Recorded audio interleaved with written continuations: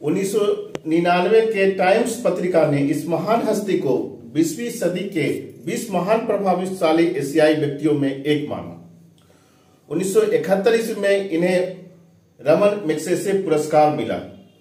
1967 ईस्वी में भारत सरकार ने इन्हें पद्मश्री, 1972 ईस्वी में पद्म भूषण और 1989 ईस्वी में पद्म विभूषण से सम्मानित किया।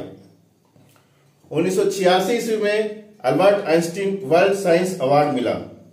1987 ईस्वी में प्रथम वर्ल्ड फूड प्राइज मिला।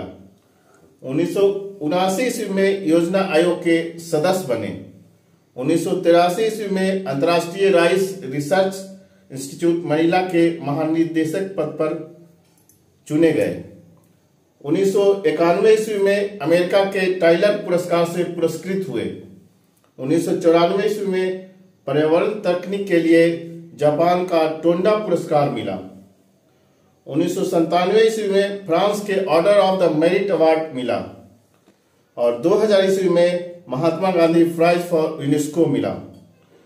इनके बाद फर्स्ट एंड नॉर्मन बोरलॉग पुरस्कार मिला। कौन है भाई, कौन महान हस्ती है जिनको इतना बड़ा बड़ा पुरस्कार मिला?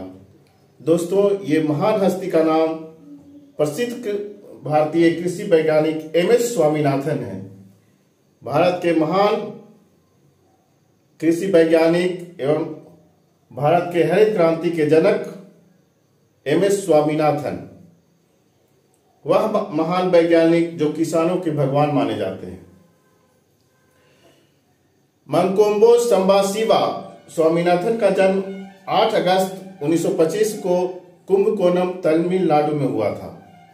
1943 ईस्वी में बंगाल में एक भयंकर अकाल पड़ा जिसमें 30 लाख से ज्यादा लोग भूखे से तड़प कर मर गए। उस समय स्वामीनाथन स्वयं बंगाल गए और वह स्थिति देखकर रो पड़े थे और उन्होंने कसम खाई कि भारत में अब और भूखे लोग नहीं मरेंगे। इन्होंने त्रिवेंद्रम यूनिवर्सिटी से अपनी स्नातक की डिग्री ली। 1947 ईस्वी में IARI इंडिया एग्रीकल्चर इंस्टीट्यूट से आनुवंशिकी, जेनेटिक्स और पादप प्रजनन में स्नातकोत्तर की डिग्री ली। एमएस स्वामीनाथन यूपीएससी यानी संघ लोक सेवा आयोग की परीक्षा लिखे जिसमें वे भारतीय पुलिस सेवा में सिलेक्ट हुए, परंतु उन्होंने भारतीय पुलिस सेवा को त्याग पत्र दे दिया और एग्रीकल्चर में ही रहकर उन्होंने रिसर्च करने को सोचा। उन्होंने सोलेनम जंगली प्रजाति की खेती के आलू सोलेनम ट्यूबरोसम के जीन को स्थानांतरित करने की प्रक्रिया में महत्वपूर्ण भूमिका निभाई। डॉक्टर स्वामीनाथन के प्रयत्नों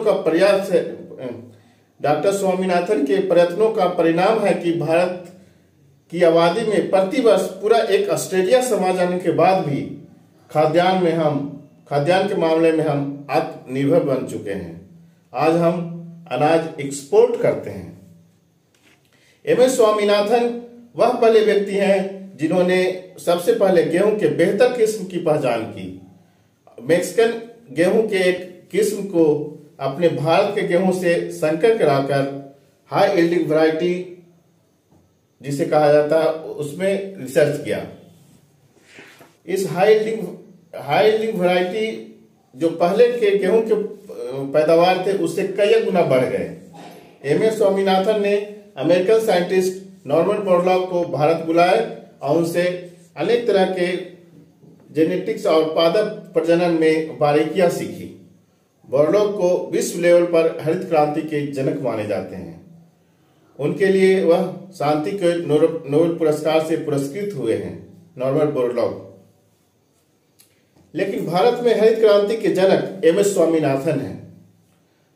इंटरनेशनल राइस रिसर्च इंस्टीट्यूट में इन्होंने चावल की जापानी और भारतीय धान पर शोध किया है।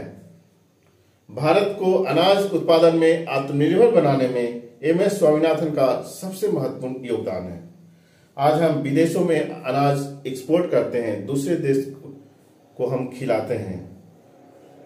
98 वर्ष की उम्र में 28 सितंबर 2023 को एमएस स्वामीनाथन का निधन हो गया। इस महान वैज्ञानिक हरित क्रांति के जनक एमएस स्वामीनाथन को एकलव्य विद्याग्राम की तरफ से कोटि कोटि नमन। अगर आपको यह वीडियो अच्छा लगता है तो लाइक करें, सब्सक्राइब करें। धन्यवाद।